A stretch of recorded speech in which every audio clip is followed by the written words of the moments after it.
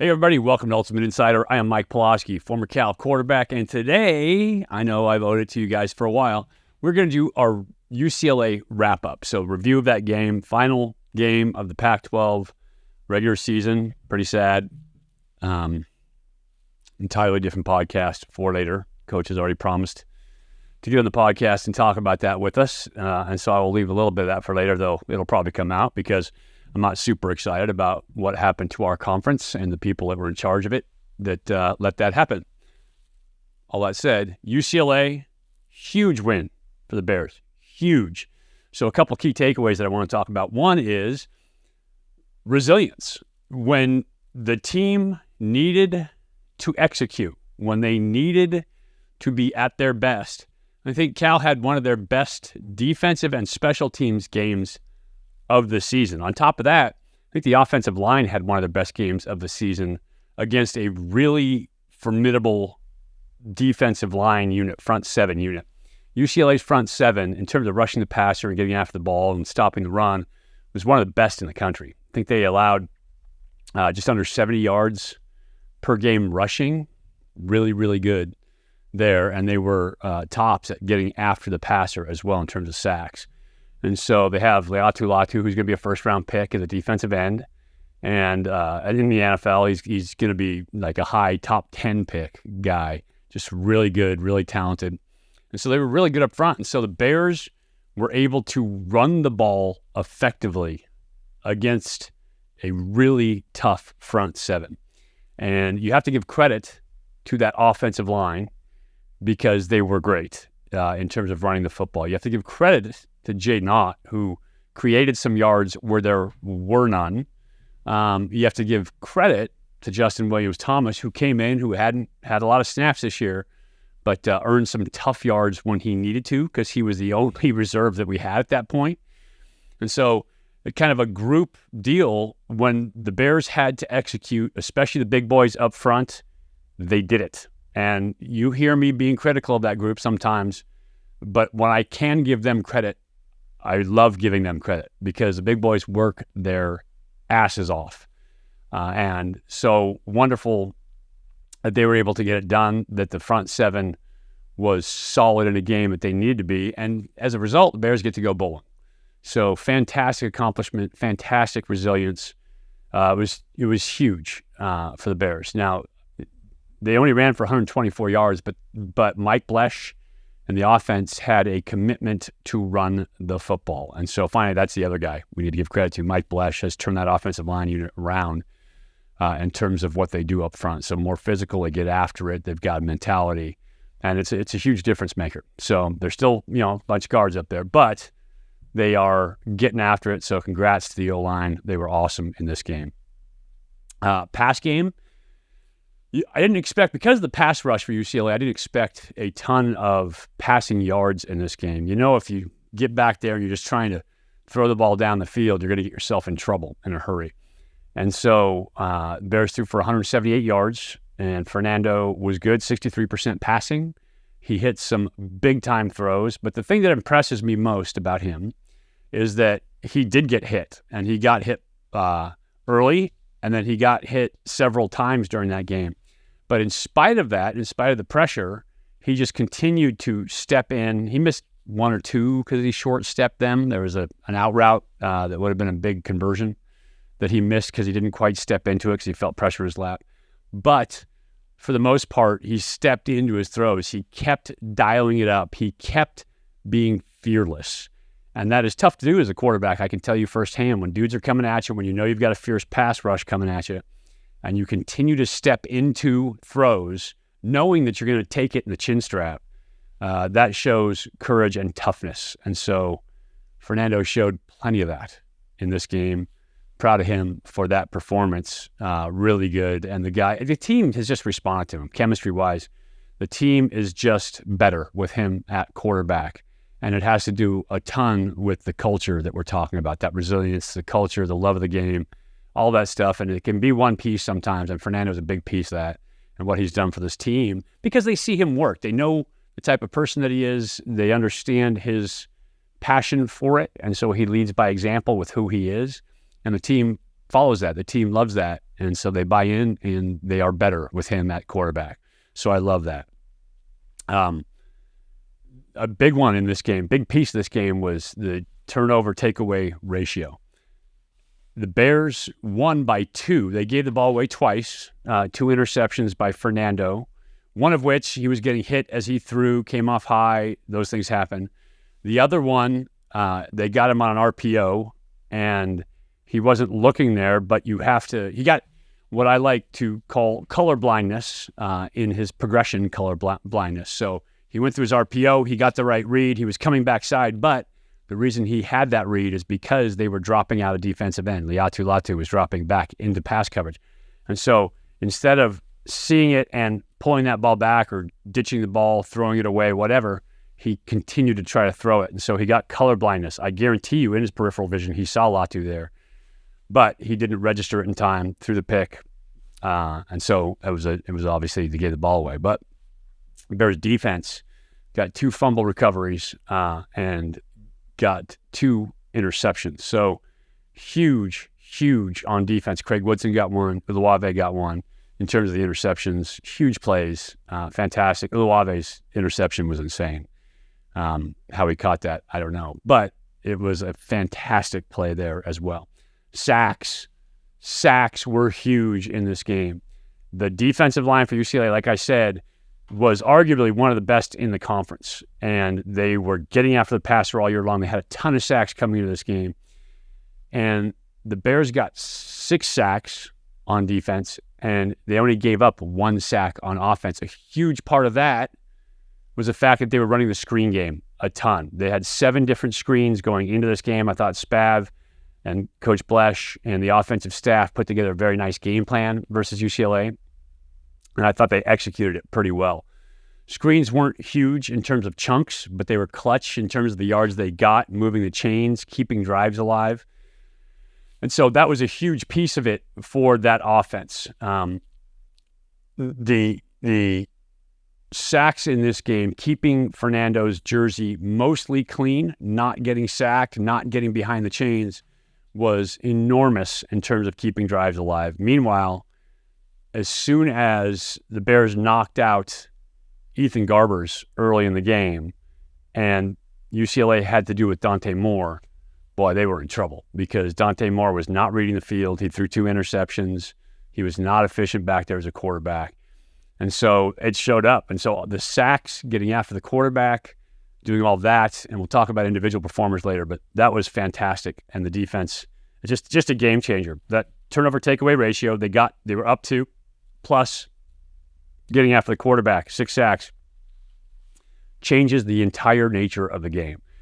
And so when your defense is like that, when the quarterback feels pressured, when you're giving the ball away, it just changes everything. And so the Bears took momentum in that game by getting after the quarterback.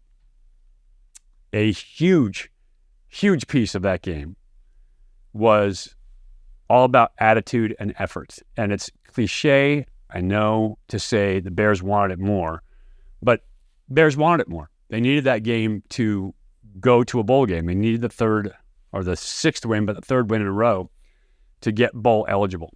And UCLA had, strikes me, kind of lost the faith a little bit. But not taking anything away from Cal's effort, they went out and kicked UCLA's ass up front, offensively and defensively. And so, fantastic job, great attitude, great effort, great resilience. I think all of that showed up in the game. A couple of individual performers. Fernando, he was really tough in this game. I thought his more than anything, he made some great throws. He made touchdown passes to Jeremiah Hunter on the fade route. Fantastic fade ball through the inside slant on a snag, what's called a snag concept, but with a post rather than a corner route. And so I thought that he was really good in the game when he had to be really good. I thought he was clutch on a lot of his throws. And again, toughness. And he changes chemistry. And I'll take that guy any day over the measurable guys that everybody looks at and says, ooh, that's the quarterback. Jamarcus Russell was a measurable guy, and he's still collecting checks from the Raiders for not playing. But Fernando Mendoza is the guy who has the intangibles, along with some of the measurables, but he has the intangibles, and I want that guy as my quarterback. That's what the good ones have. So anyway, love that. Ott was clutch, made some yards when they were no yards there. He was fantastic on his only kick return of a night. It was great. We had him on the air after the game on the radio, and he said, man, I was so scared. I'd never returned a kick before, not in Pop Warner, not in high school, not here at Cal. And it was his first kick return ever. So in that, he goes down in the lore with Russell White, returning a kick for a big play in the game at UCLA. Changed the momentum of that game big time.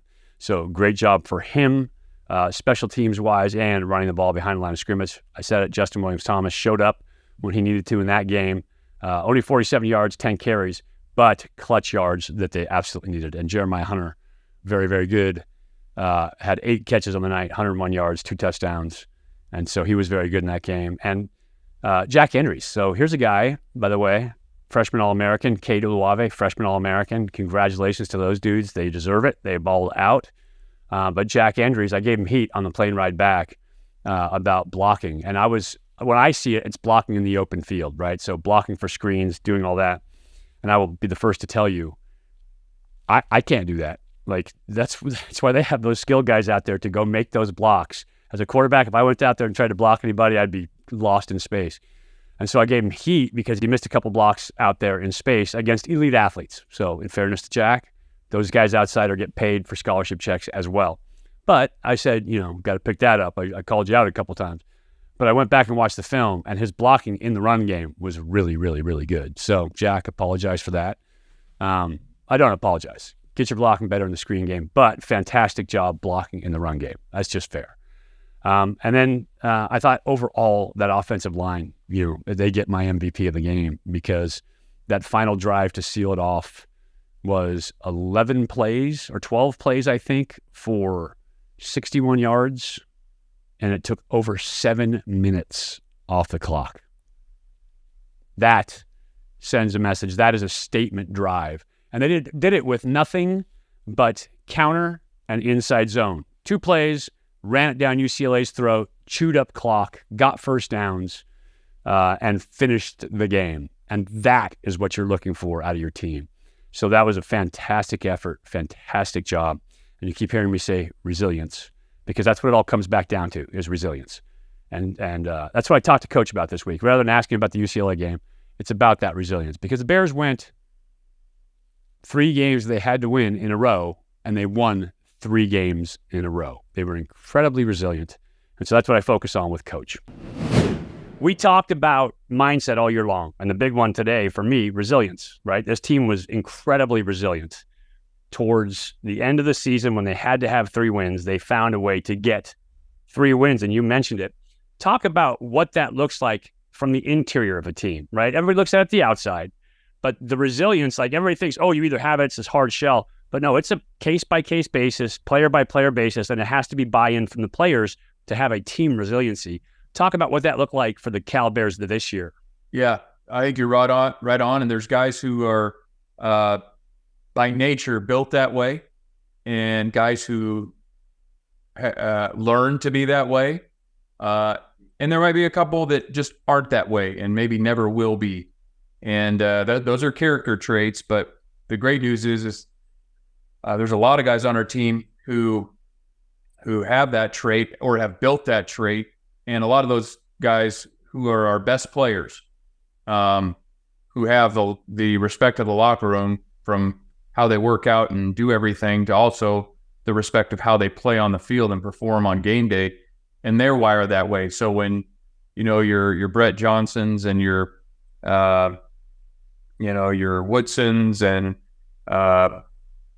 on offense, you got Driscoll and these guys that are just competitive. Monroe Young's a guy, like those guys that are really competitive and will continue to work at it, than some of the guys who might be trying to figure out, what should I do here? How do I act? Well, you're going to act like them because they're the leaders of the team, and we're going to follow those guys. And so I think it speaks to the leaders on the team and the group as a whole. Yeah, I had a great question. Larry Beal last time when I was doing the Niners postgame stuff, and he asked me about, how do you build culture in a team? And I said, well, in the NFL, you can draft for it or you can trade for it, but you have to coach it, right? And you have to tell them, and then you have to show them, and then you have to prove it to them through the actions and how that comes out. And a huge piece of that is having leaders who understand that mindset, the resilience, the ability that the next play could be the play, right? Every time you're focused on that. And so that's a huge piece of it. And you talked about some of those leaders. Who are the guys, you talked about a few that stood out, but like a couple of guys in particular have to be the leaders, and then everybody falls in line behind them. Craig Woodson, I know, is a guy who you've talked about, and Brett Johnson.